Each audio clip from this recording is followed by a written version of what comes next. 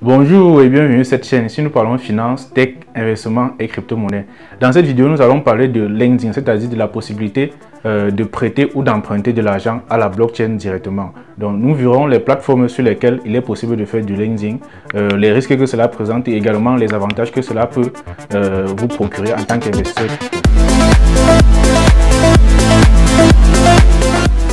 Alors déjà, c'est quoi le lending? Le lending, c'est la possibilité de prêter ou d'emprunter de l'argent à la blockchain. Le principe est assez simple. D'un côté, nous avons les prêteurs, c'est-à-dire ceux qui vont déposer leur argent à la disposition de la blockchain suivant un taux d'intérêt convenu.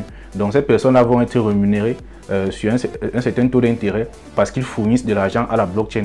Maintenant, de l'autre côté, nous avons les emprunteurs, donc ceux qui ont besoin d'argent. Donc ces personnes-là maintenant, eux, ils vont déposer ce qu'on appelle un collatéral, c'est-à-dire une garantie à la blockchain. Voilà, ils vont pouvoir, dans ce cas-là, emprunter de l'argent moyennant un certain taux d'intérêt que eux maintenant ils vont payer. C'est ce taux d'intérêt-là qui permet de rémunérer les prêteurs. Donc, déjà, le collatéral doit être beaucoup plus élevé que le montant du prêt que vous devez contracter. Donc, je prends un exemple, vous partez à la banque, vous voulez contracter un prêt de 1 million de francs CFA.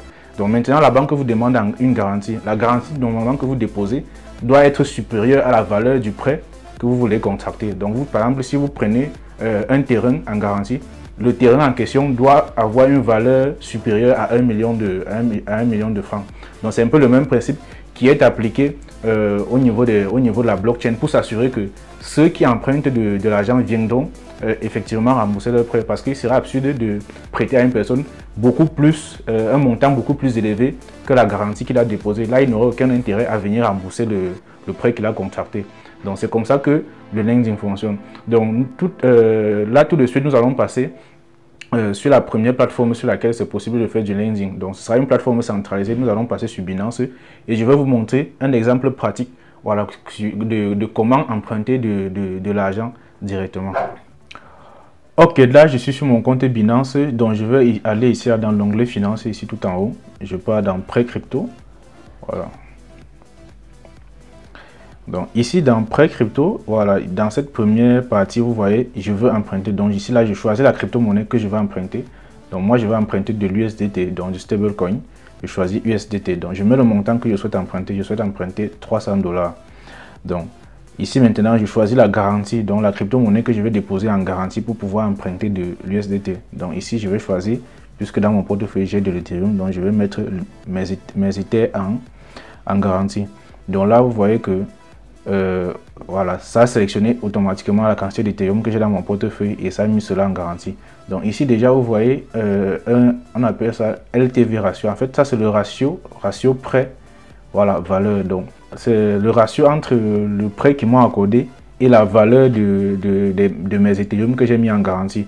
Donc là vous voyez que le ratio est de 65%, ça veut dire que le prêt qu'ils m'ont accordé ne représente que 65% de la valeur de ma garantie.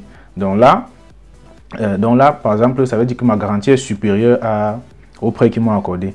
Donc ici, maintenant, vous voyez prix de liquidation de l'ETH. Donc par exemple, actuellement, je pense que l'Ethereum avoisine les 3000 $. Donc si le prix de l'Ethereum baisse, ça veut dire que le prix de la valeur de ma la valeur de la crypto-monnaie que j'ai déposée là-bas va également baisser. Et donc maintenant, si ça baisse à un certain niveau, voilà, ils seront obligés de vendre mes Ethereum pour pouvoir compenser le prêt qu'ils m'ont accordé. Donc là, par exemple, ils me disent que si le prix de l'Ethereum baisse jusqu'à 2430 $, ils seront obligés de vendre tous mes Ethereum pour pouvoir compenser mon prêt. Donc ça, c'est un risque qui est lié voilà, aux emprunts concernant les crypto-monnaies. Donc là, maintenant, ici en bas, vous avez la possibilité de choisir, voilà, la durée de votre prêt. Donc 7 jours, 1 semaine, 14 jours, 30 jours, 90 jours. Donc ici maintenant vous voyez le montant. Ici ça c'est le montant des intérêts que vous allez payer. Donc là vous voyez que pour 7 jours je vais payer $1 d'intérêt. Bon, si je choisis 180 jours à peu près. Donc quand je choisis 180 jours, donc sur 180 jours je vais payer 26 $ de frais. Sur 90 jours je paye 13 $. Sur un mois ça me coûte 4 $. Ça me coûte 4 $ pour ce prêt là. Donc là, je vais juste choisir, voilà, je vais choisir 7 jours, étant donné que je fais ce prêt là juste pour la démonstration. Donc je vais choisir 7 jours. Donc une fois maintenant que vous avez choisi, vous allez cliquer ici là sur commencer à emprunter maintenant. Donc là maintenant, ils vous font un récapitulatif de, voilà, bref, de la transaction. Donc montant du prêt, 300 $. Voilà, montant de la garantie, voilà la quantité d'Ethereum que je dépose en garantie. Donc bref, juste pour information, ces Ethers que je dépose en garantie, ça vaut à peu près 480 $ à peu près. Donc durée du prêt 7 jours. Voilà, taux d'intérêt horaire. Voilà, le montant total des intérêts, 1,04 $. Date d'expiration. Donc après la date d'expiration, vous pouvez renouveler le prêt. Donc là maintenant, si vous êtes d'accord avec le prêt, vous allez cliquer ici là sur j'ai lu, j'accepte le contrat, bref, des services de prêt Binance, et vous cliquez sur confirmer. Donc là, ça c'est en ce qui concerne les prêts sur une plateforme d'échange centralisée. Donc maintenant, vous avez également la possibilité de faire des prêts sur les plateformes décentralisées. Donc là, nous allons nous diriger sur une plateforme décentralisée pour vous montrer comment faire cela, voilà, étape par étape. Ok, donc là, je suis sur la plateforme Venue. C'est une plateforme de finances décentralisée. C'est une plateforme sur laquelle vous pouvez faire du lending, c'est-à-dire emprunter, prêter ou emprunter de la crypto-monnaie. Donc là, je dois connecter d'abord mon portefeuille. Bon, mon portefeuille était déjà connecté. Je vais déconnecter, je vais reconnecter pour que vous voyez comment ça marche. Donc là, je clique ici en bas sur le bouton Connect. Voilà. Ensuite, maintenant, je choisis le portefeuille que je vais utiliser. Pour ceux qui ont MetaMask, vous allez cliquer sur MetaMask. Pour ceux qui ont Trust Wallet, vous cliquez sur Trust Wallet. Bon, moi, j'utilise ce portefeuille ici, donc je clique dessus. Voilà, ça connecte automatiquement. Donc, le portefeuille en question, le voici, ce sont les extensions pour navigateur. Donc, c'est déjà connecté. Donc, si vous ne savez pas comment créer un portefeuille comme ça, là, je vous renvoie à la vidéo sur comment créer un portefeuille crypto. Donc, le lien s'affiche juste à l'écran. Donc ici maintenant, ici vous allez voir, ici on écrit collatéral. Donc collatéral, en fait, c'est la crypto-monnaie que vous allez utiliser comme garantie pour pouvoir emprunter un stablecoin. Donc moi par exemple, dans mon portefeuille, j'ai du BNB, donc j'ai 0,99 BNB qui correspond à près de 410 $. Donc c'est ça que je vais utiliser comme collatéral. Donc vous voyez ici là, sur l'onglet, j'active le BNB comme collatéral. Donc si par exemple vous avez du Litecoin et que vous souhaitez par exemple utiliser du Litecoin comme collatéral, vous y venez simplement ici là, vous allez cliquer ici là pour activer cela. Et ça va vous afficher une fenêtre de confirmation au niveau de votre portefeuille. Vous allez devoir cliquer sur confirmer pour donner l'autorisation à la plateforme d'utiliser vos Litecoin en termes de collatéral. Donc moi je n'ai pas du Litecoin, je ne souhaite pas le faire, donc j'annule. C'était tout simplement pour vous montrer comment ça marche. Donc maintenant, ok, je reviens sur BNB, je clique. D'accord, je mets la quantité de BNB que je souhaite fournir à la plateforme. Donc je passe sur 0,95. Voilà, 0,94, c'est largement suffisant. Ok. Donc je clique maintenant sur Supply. Bon, là maintenant je confirme, voilà, pour fournir mes BNB à la plateforme. Donc là maintenant la transaction doit être confirmée au niveau de mon portefeuille. Donc je patiente quelques secondes le temps que la blockchain confirme cette transaction là. Ok, voilà, la transaction a été confirmée. Donc là maintenant vous pouvez voir ici en haut, ça c'est voilà, ça c'est les BNB que j'ai mis à la disposition de la plateforme. Maintenant je viens ici là dans Borrow Market pour pouvoir emprunter de l'argent. Donc par exemple moi je vais emprunter de l'USDT. Voilà. Donc là, je vais emprunter de l'USDT. Donc là, vous voyez que la quantité maximale d'USDT que je peux emprunter, elle est de 126. Voilà, 126 $. Donc je peux emprunter un maximum de 126 $, étant donné la garantie que j'ai déposée. Donc en fait, la plateforme va toujours vous prêter moins que ce que vous allez déposer, parce que c'est pour elle une garantie que vous viendrez payer votre prêt. Imaginez par exemple que je dépose du BNB pour 300 $ et que je viens emprunter 1000 $ en arrière-plan. Ça veut dire que j'ai gagné beaucoup plus que ce que j'ai déposé comme garantie. Donc je n'ai aucun intérêt à venir rembourser le prêt parce que voilà, ce que j'ai dépasse la garantie que j'ai déposée. Donc maintenant, pour que la plateforme évite cela, la plateforme doit vous faire déposer une garantie qui est supérieure au prêt qu'elle va vous accorder. Donc là, par exemple, maintenant, si je veux par exemple contracter le prêt, je vais tout simplement cliquer ici sur Borrow. Donc c'est comme ça que ça va se passer. Bon, je peux cliquer pour qu'on voit cela ensemble. Donc ça va afficher également au niveau de votre portefeuille, voilà, que vous confirmez la transaction, étant donné que c'est à peu près comme un contrat. Donc vous devez signer cela à partir de votre portefeuille. Donc là, vous voyez que la transaction, ça va me coûter à peu près 1,28 $ pour valider cette transaction.